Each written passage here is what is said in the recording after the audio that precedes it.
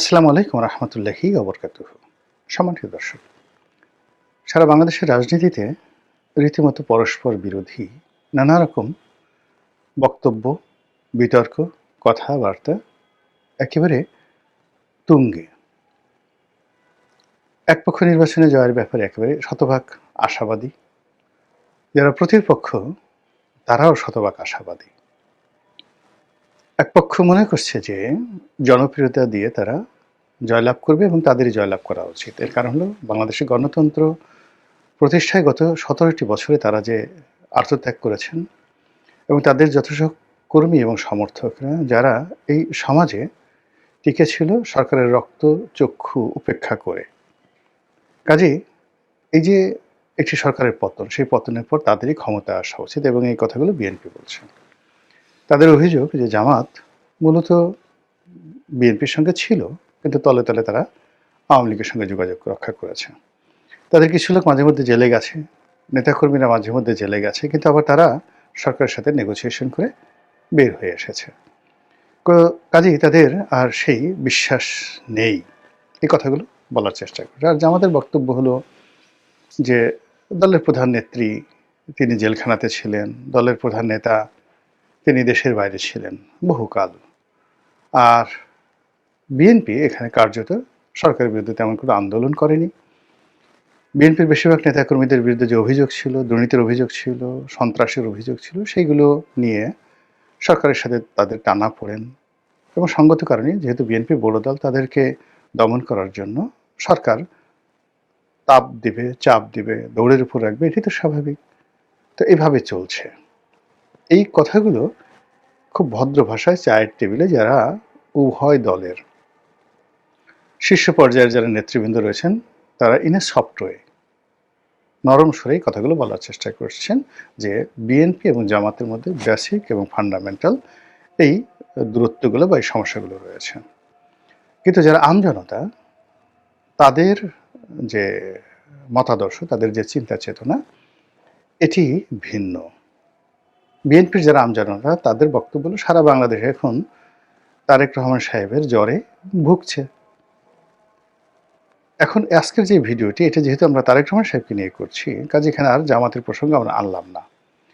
তো তারেক রহমান সাহেবের জ্বরে ভুগছে, তারেক রহমান সাহেব যেখানে যাচ্ছেন সেখানে বানের পানির মতো লোকজন ছুটে আসছে। প্রচণ্ড শীত উপেক্ষা করে রাত 12টা, কোথাও রাত 2টো, কোথাও 3টে, হাজার হাজার মানুষ, তারা বলেন অবশ্য লক্ষ মানুষের সমাবেশ হচ্ছে পথে ঘাটে প্রান্তরে যেখানে যাচ্ছেন। আর বাস্তবে অর্থাৎ নির্বাচনের মাঠে দাঁড়িয়ে থেকে যত মানুষ তারেক রহমান সাহেবের বক্তব্য শুনছেন, তার চাইতে 100 গুণ মানুষ বিভিন্ন অনলাইন প্ল্যাটফর্মে, পত্রিকাগুলোর যে অনলাইন ভার্সন রয়েছে, টেলিভিশনগুলোর যে স্ক্রিন রয়েছে, বিভিন্ন ইউটিউব চ্যানেল রয়েছে, যারা মোবাইল সাংবাদিকতা করেন, বিএনপির যে ফ্যান বেস পেজগুলো রয়েছে ইউটিউবে, ফেসবুকে, সেখান থেকে এ ধরনের অনুষ্ঠান যেখানে প্রচার করা হচ্ছে, সেখানেও মাঠে অর্থাৎ বিএনপির নির্বাচনী জনসভাগুলোতে মাঠে যে লোকজনের উপস্থিতি তার চাইতে ভার্চুয়াল জগতে 100 গুণ বেশি লোক দেখাশোনা করছে। কাজেই বিএনপির বাইরে আসলে কোনো রাজনীতি নেই। ভালো কথা।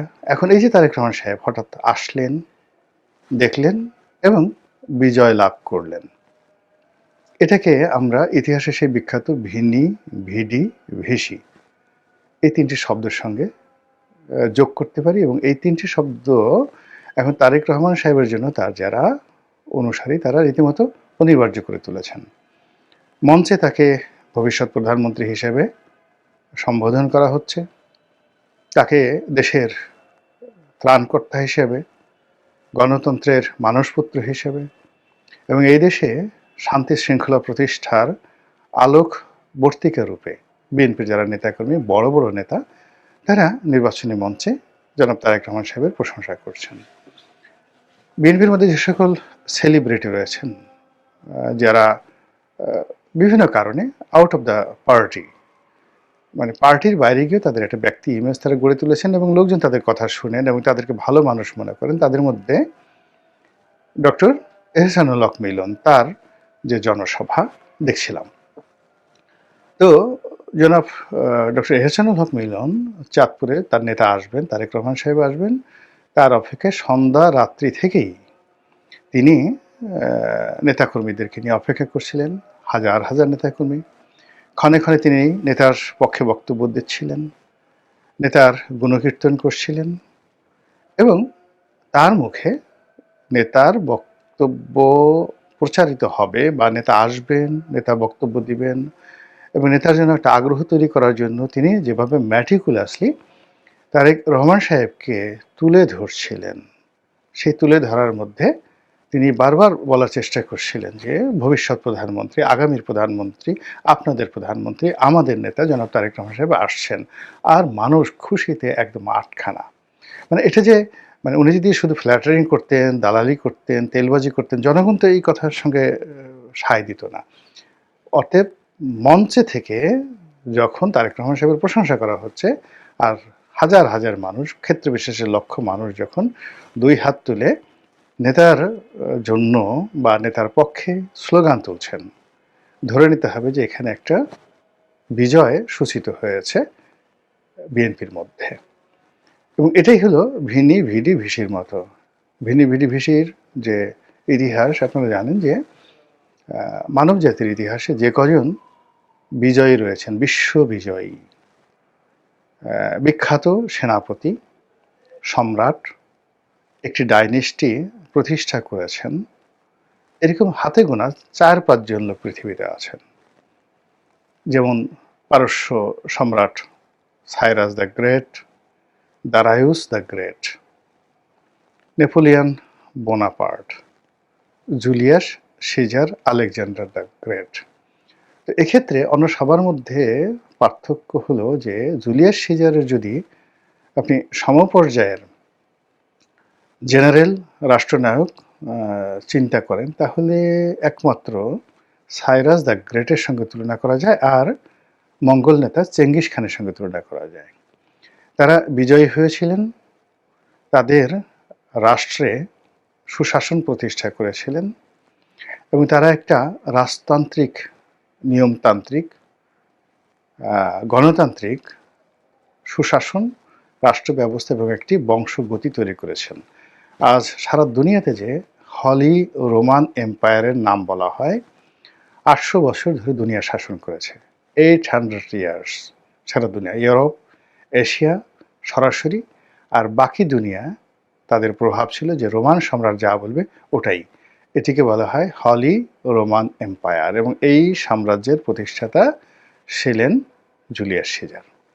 তো তিনি যখন রোমের কনসাল জেনারেল ছিলেন, ঠিক সেই সময়টাতে রোমান সিনেট তখন গণতন্ত্রে চলে। তো রোমান সিনেট দুজন কনসাল জেনারেল তারা নিয়োগ করত। একজন হলো সামরিক আর একজন হলো বেসামরিক। তো সেই সামরিক জেনারেল, কনসাল জেনারেল, তিনি ছিলেন জুলিয়াস সিজার এবং তাকে যে কোনো যুদ্ধ পরিচালনা করার জন্য সেখানকার যে পার্লামেন্ট, যেটিকে বলা হতো রোমান সিনেট, তার অনুমতি দিতেন, আমাদের আজকের পার্লামেন্টের মতো। তো এরকম একটা অনুমতি নিয়ে তিনি বিশাল একটা যুদ্ধ করতে এলেন আজকের যে তুরস্ক এই এলাকাতে, তো ইটালি থেকে তুরস্ক। এবং ওই সময়টাতে তুরস্কের যে আনাতোলিয়া বিশাল একটা শক্তিশালী রাষ্ট্র ছিল এবং তাকে মনে করা হতো অজেয় রাষ্ট্র। তো জুলিয়াস সিজার তিনি এখানে এলেন এবং খুব সহজে একেবারে অনায়াসে তিনি জয়লাভ করলেন, যেটা তিনি নিজেও কল্পনা করতে পারেননি। তখন তিনি সেই বিজয় লাভের পর তিনি যে চিঠি লিখলেন রোমান সিনেটকে, ভিনি ভিডি ভিসি, আসলাম, দেখলাম, জয় করলাম, রোমান ভাষায়। তো তারেক রহমান সাহেবের অবস্থা হতো দ্রুপ। তিনি কথায় বার্তা নেই, সবাইকে আশ্চর্য করে দিয়ে হঠাৎ ঘোষণা করলেন ওসমান হাদির মৃত্যুর একদিন আগে পরে বা ওই যেদিন সে নিহত হলেন ওসমান হাদি, সেই দিনই আমি আসছি, 25 তারিখে আমি আসছি। ভালো কথা, কেন 25 তারিখে আসবেন কেউ প্রশ্ন করার সুযোগ পেল না। সারা বাংলাদেশে একটা উনি আসছেন, একটা গণজাগরণ তৈরি হয়ে গেল, প্রতিপক্ষের জন্য উৎকণ্ঠা তৈরি হয়ে গেল, কি হবে, কেন আসছেন, কোন চ্যানেলে আসছেন, কারা তাকে আনলো, কারা তাকে গ্রিন সিগন্যাল দিল, এতদিন কেন এলেন না? মানে যতদিন তিনি না এলেন ততদিন পর্যন্ত এই প্রশ্নগুলো তার বিপক্ষের যারা লোকজন তাদের মধ্যে ওই ভিনিভিশির মতো, যাকে বলা হয়, একটা আবহাওয়া তৈরি করলো। আর বিএনপির যারা নেতাকর্মী তাদের মধ্যে রীতিমতো পাগলামো শুরু হয়ে গেল। এই নেতা আসছেন, আর কোনো কথা নেই, নেতা আসছেন। দ্বিতীয় পর্বে তিনি যখন এলেন, বিস্ময়কর, অবিস্মরণীয় তার সংবর্ধনা, লোকে লোকারণ্য। তিনি 17 বছর লন্ডনে থেকেছেন। ওখানে থেকে তার কাছ থেকে লোকজন আশা করেছিল তিনি ভদ্র হবেন, নম্র হবেন, বিনয়ী হবেন, প্রতিহিংসা থাকবে না, মানে রাজু জেন্টেলম্যান বান গিয়া, এরকম একটা ভাবসাব। যাই হোক, তিনি ঠিক সেইভাবেই জন আকাঙ্ক্ষার সঙ্গে কমপ্লাই করে তিনি ভাষণ দিলেন, বসলেন, মঞ্চে যে কথাবার্তাগুলো বললেন, যেভাবে হাত নাড়ালেন, লোকজন বলল যে না, ঠিকই আছে। এবং ওটাও তার একটা দ্বিতীয় বিজয়। প্রথমে তার সিদ্ধান্ত, এরপরে তিনি সেই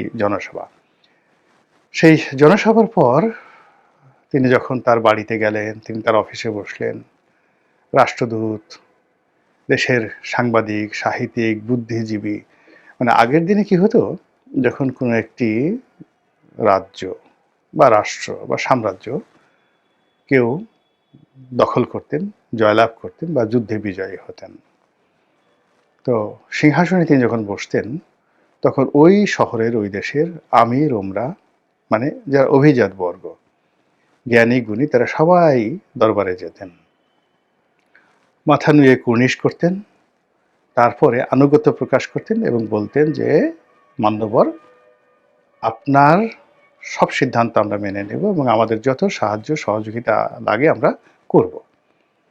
তো এটা না হওয়া পর্যন্ত, এই অভিষেক না হওয়া পর্যন্ত, যেটিকে খোলাফে রাশিদিনের যুগে বলা হতো বায়াত, আর পরবর্তীতে মধ্যযুগে এটিকে বলা হতো আনুগত্য প্রকাশ করা, দলে দলে লোক। এবং এই আনুগত্য প্রকাশ করার জন্য অনেকে তার প্রিয় কন্যাকে নিয়ে আসতেন সম্রাটের জন্য উপহার হিসেবে, অথবা দেশ বিদেশ থেকে অনেক সুন্দরী সুন্দরী দাসী নিয়ে আসতেন, হীরা, মণি, মুক্তা, জহরত, হাতি, ঘোড়া, আরও কত কি।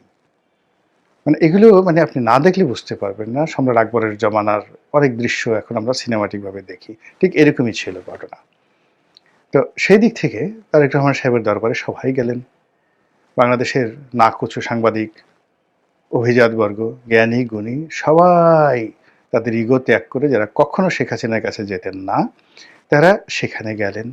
অনেকে তার সঙ্গে দেখা করার জন্য গুলশানের রাস্তায় ভিক্ষুকের মতো দাঁড়িয়ে রইলেন। অনেকে মানে বারবার যে আমরা তো এইভাবে 20-30 বছরে কারোর জন্য দেখা করার জন্য দাঁড়াইনি, গেলেন। তারপর তারা ধৈর্যহারা হননি।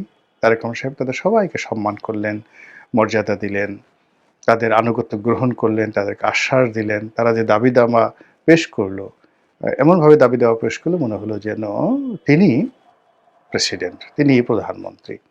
তো যাই হোক, এভাবে কয়দিন গেল। এরপর এখন তিনি নির্বাচনী সমাবেশগুলোতে অংশগ্রহণ করছেন।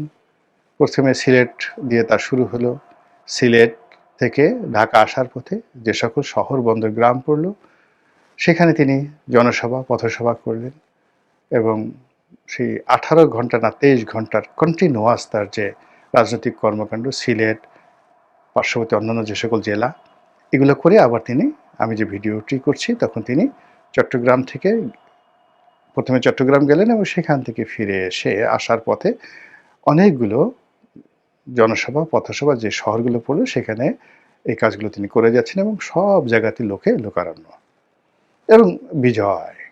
এখন এই যে তার যে ভিসি, এখন যারা তারেক রহমান সাহেব জ্বরে ভুগছেন, তারেক ম্যানিয়াতে কাঁপছেন, তারা সবাই বলছেন যে এই কি ধরনের কথা, আসলেন আর সঙ্গে সঙ্গে জয়লাভ করলেন, ভিসি জুলিয়াস সিজারের মতো।